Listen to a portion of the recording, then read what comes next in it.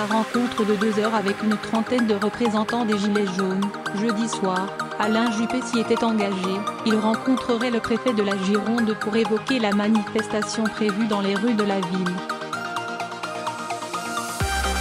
En contrepartie, les Gilets jaunes devaient, eux, comme ils s'y étaient engagés, déclarer officiellement le parcours de leur manifestation en indiquant les heures de départ et de dislocation du cortège.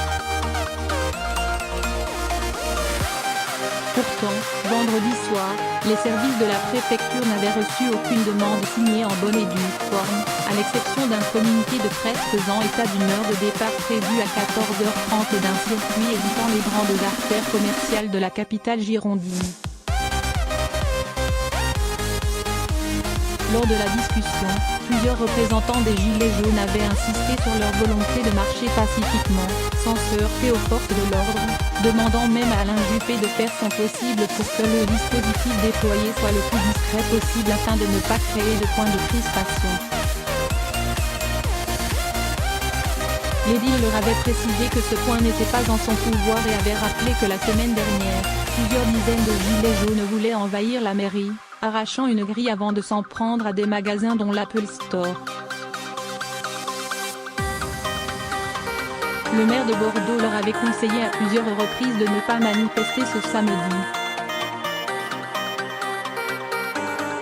Mais il n'a visiblement pas été entendu puisque 2 cortèges sont prévus. Le premier partira de la place de la Victoire à 13h, le second de la place de la Bourse 1 heure plus tard. Les parcs et jardins municipaux seront fermés ainsi que des bâtiments publics dont des musées et l'opéra. Les transports en commun devraient également être perturbés et certaines lignes interrompues. Alain Juppé et Didier Lallement, le préfet de la Gironde, inspecteront ensemble à 12h30 le dispositif de sécurité.